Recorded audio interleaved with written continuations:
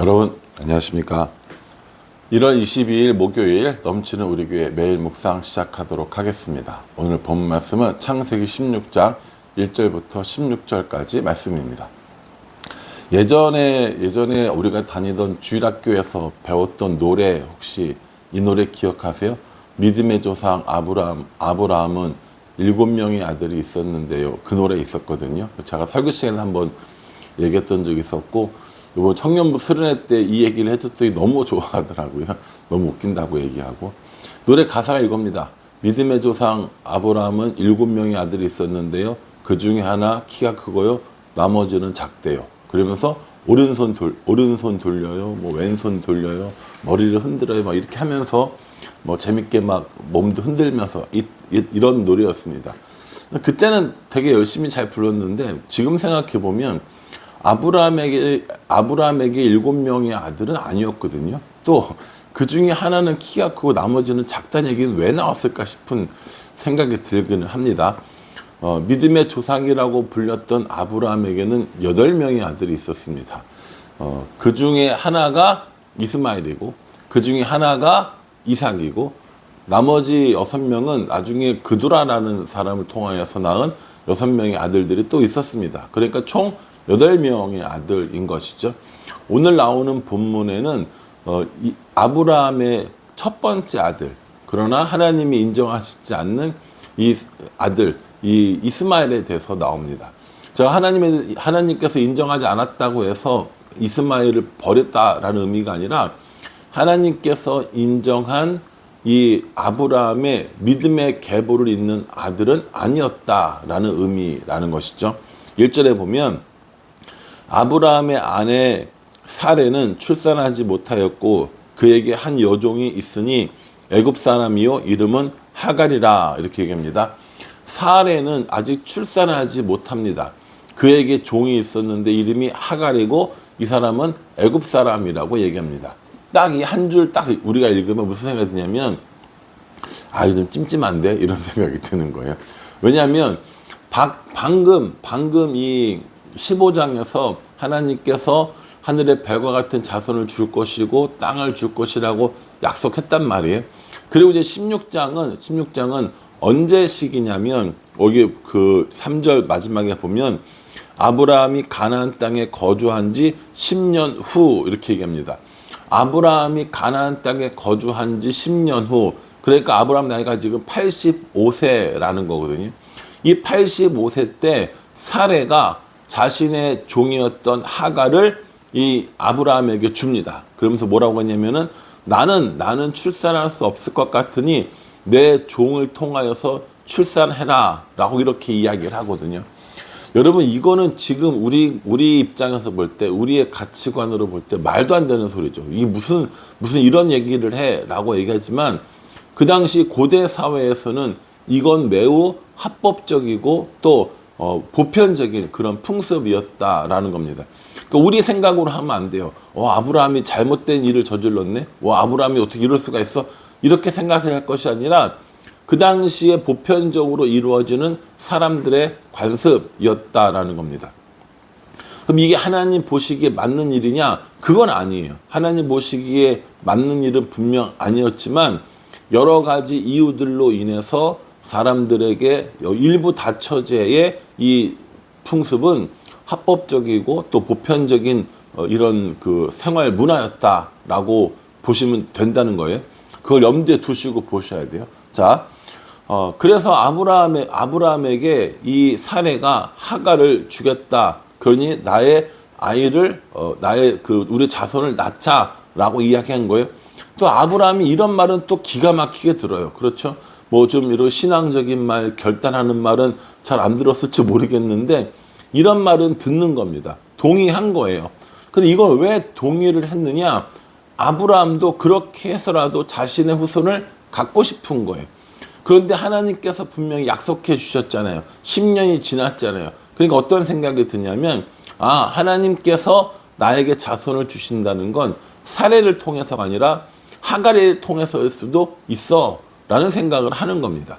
그러니까 하나님께서 주신 약속을 알고 있었음에도 불구하고 결국 이 그 당시에 사용되어지는 풍습 혹은 그 당시에 사용되어지는 방법을 통해서 자신의 후사를 낳고 싶었던 아브라함의 마음이었다라는 겁니다.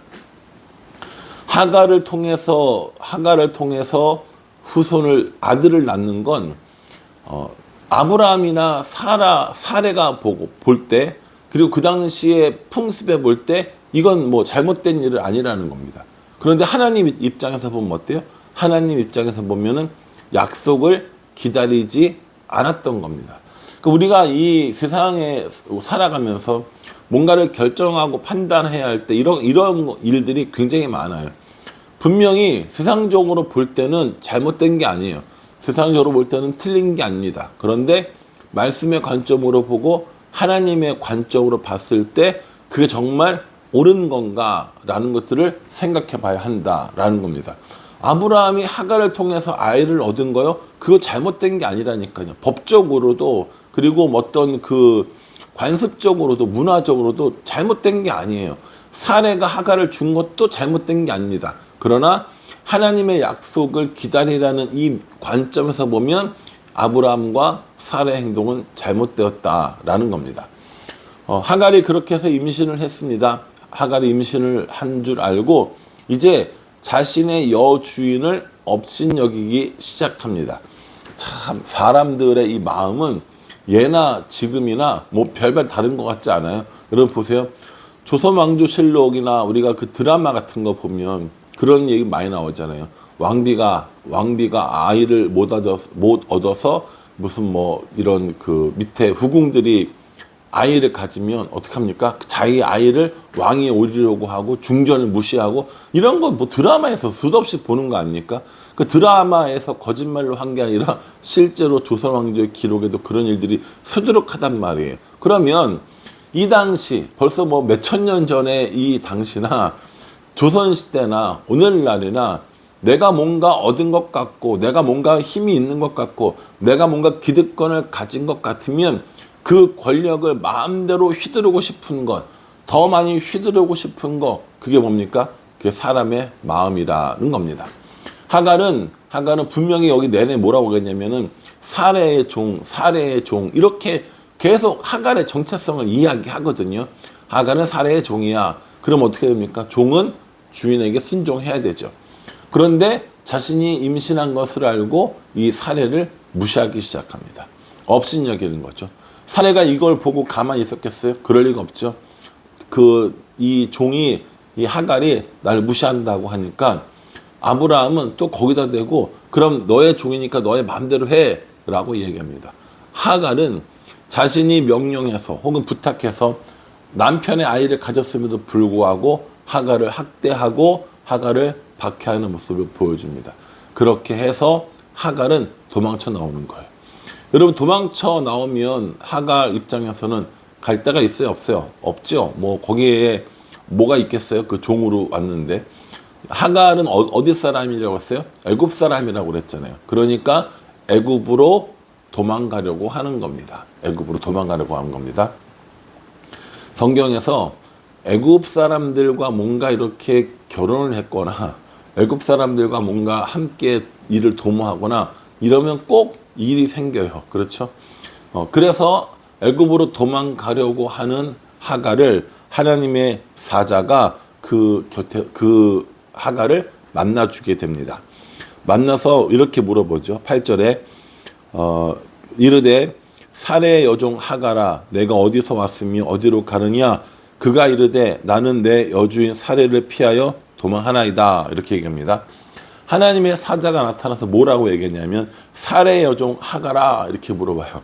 이 하갈의 정체성이라는 거예요. 이게 사레의 여종 하갈아 또 이 하갈은 뭐라고 얘기했냐면 내 여주인 사레를 피하여 이렇게 얘기한단 말이에요. 그러니까 분명히 알고 있었어요. 자신의 정체성을 알고 있었어요. 자신의 한계가 사레의 여종이라는 사실을 분명히 알고 있었다고요. 그런데 어떻게 합니까? 그 자신의 한계를 뛰어넘고 싶었던 거예요. 그 자신이 종이라는 사실을 잊어버리고 혹은 잊어버리려고 하고 자신이 여주인의 행사를 하고 싶었던 이 하갈의 마음이었던 것이죠. 자신의 정체성을 뛰어넘으려고 하니까 핍박받게 되고 도망가게 되고 그 과정에 여호와의 사자를 만나서 여호와의 사자가 물어보는 겁니다. 내가 어디로부터 와서 어디서 왔으며 어디로 가느냐라고 얘기하니까 저 지금 여주인 사례를 피해서 도망갑니다 라고 얘기합니다. 여호와의 사자가 뭐라고 얘기했냐면 9절에 여호와의 사자가 그에게 이르되 내 여주인에게로 돌아가서 그 스와에 복종하라 이렇게 얘기합니다. 너 지금 도망갈 게 아니라 내 여주인에게 가서 복종해라 라고 얘기합니다. 복종하면 그 아이로 하여금 또 하나의 큰 민족을 이루게 할 것이다 라고 얘기하면서 그 아이의 이름을 이스마엘이라고 붙여라 라고 얘기합니다. 이스마엘은 하나님이 들으신다 라는 의미를 가지고 있습니다. 일반적으로 우리가 이 아랍 사람들의 조상을 이 이스마엘이라고 이야기를 하거든요. 그래서 많은 사람들이 지금도 이스마엘과 이 아브라함의 자손이었던 이삭의 자손 이스라엘이 싸우고 있다라고 이렇게 이야기하는 분들도 있습니다. 어쨌건 간에 이렇게 이스마엘을 낳을 것이라는 이야기를 듣고 이 사레가 다시 하갈이 사레에게로 돌아갑니다.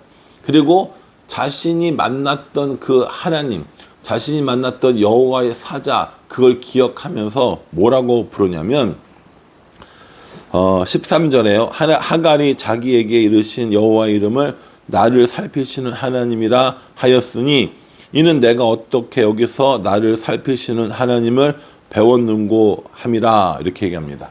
나를 살피시는 하나님, 그래서 이렇게 고백을 해요. 이게 이제 히브리어로 뭐가 되냐면 엘로이가 되는 겁니다. 엘로이. 그래서 나를 살피시는 하나님을 하갈이 고백을 하는 거예요. 자기는 종으로 왔지만 이렇게 주인의 아이를 임신해서 뭔가 좀 더 높아지려고 했으나 이 여주인에 의해서 핍박받고 도망가다가 하나님을 만나게 되는 거예요. 그래서 그 아들의 이름도 받고 아들에 대해서 어떻게 될 것이라는 이야기 듣고 그제서야 하나님은 이런 하나님이구나 라고 깨달으면서 나를 살피시는 하나님 이렇게 고백하면서 엘로이 이렇게 고백하게 됩니다. 그리고 그 나를 살피시는 하나님이라고 고백했던 그 우물을 뭐라고 부르냐면 그 샘을 14절에 이러므로 그 샘을 부엘라 헤로이라 불렀으며 그것이 가데스와 베레 사이에 있더라 이렇게 얘기합니다. 부엘라 헤로이 이건 무슨 뜻이냐면요, 나를 보시는 살아계신 자의 우물 이런 뜻입니다. 나를 보시는 살아계신 자의 우물. 부엘라 헤로이라는 이 샘 이름을 짓고 거기서 누굴 만난 거예요? 엘로이를 만난 겁니다. 살피시는 하나님, 나를 살피시는 하나님을 만났다고 고백을 하는 겁니다. 하갈은 다시 그렇게 해서 돌아와요. 하갈이 사라에게 돌아오고 그 사라가 아이를 낳고 아이를 낳았을 때가 아브라함이 86세고 그 아이가 이스마엘이 되는 겁니다. 앞으로 지금 86세니까 아브라함이 이삭을 낳게 될 거란 나의 이야기를 들을 때까지 13년이 더 남았어요. 그러면 이제 이삭이 태어났을 때 이스마엘은 몇 살이 되냐면 대략 14세에서 15세가 되는 겁니다. 이걸 좀 염두에 두시면 또 앞으로 묵상하는 데 도움이 되니까 나이 계산을 좀 해봤던 겁니다. 이 10년이 지나서 하나님이 약속을 해주신 시간이 10년이 지나서 아브라함은 사례는 자신들이 쓸 수 있었던 인간적인 방법들을 사용한 겁니다. 하나님께서 때로 우리에게 상당히 오랜 시간 동안 기다리게 하면서 결국 우리가 이러이러한 방법이 하나님의 뜻인지도 몰라 라고 생각하게 하는 걸 아브라함과 사례가 우리에게 명확히 보여주고 있는 거예요. 기다려도 응답이 안 되니까 이게 아닌가 봐. 그럼 이렇게 해야 되나 봐. 저렇게 해야 되나 봐. 라면서 여러 가지 방법들을 쓰는 거죠. 약속의 방법이 아니라 사람의 방법을 쓰는 겁니다. 아브라함도 그랬듯이 우리도 아마 그렇게 살고 있는 것은 아닌지 생각해 봅니다. 우리는 약속을 기다리고 있는지 아니면 나의 방법을 생각하면서 그것이 하나님의 뜻이라고 믿는 것은 아닌지 우리 자신들을 바라보면서 하갈을 돌보셨던 하나님, 오늘날 우리도 살펴주시고 우리를 도와주시고, 그래서 하나님의 돌보심으로 살아가는 우리가 되겠노라고 결단하기를 주님의 이름으로 축복합니다. 기도하겠습니다. 하나님, 아브라함과 사레의 인간적인 결정은 하갈을 통하여 이스마엘을 낳는 것으로 끝났습니다. 그러나 그것은 하나님의 방법은 아니었습니다. 아브라함과 사레는 이스마엘을 얻는 것이 하나님의 뜻일지도 모른다고 생각했을 것도 같습니다. 어쩌면 우리도 내가 이렇게 계획하는 것이 하나님의 뜻일지도 몰라 라고 하면서 나의 뜻을 하나님의 뜻이라고 착각하고 있는지도 모르겠습니다. 그러니 우리들의 마음을 꼼꼼하게 들여다보게 하여 주시고 나의 뜻이 아니라 하나님의 뜻이 세워지도록 은혜 베풀어 주시옵소서. 우리의 잘못과 실수 가운데도 우리를 살피시는 하나님을 우리도 기대합니다. 하나님, 우리의 잘못된 결정까지도 하나님 살펴주시고 하나님의 그 살펴주심 가운데 살아가는 우리가 될 수 있도록 은혜 베풀어 주시옵소서. 예수님의 이름으로 기도합니다. 아멘. 내용이 참 여러 가지가 많이 있어서 좀 길어지기는 하는 것 같은데, 그래도 여러분들에게 주시는 하나님 말씀을 발견하고 그 가운데 살면서 우리를 살피시는 하나님과 동행하기를 간절한 마음으로 기도하겠습니다. 감사합니다.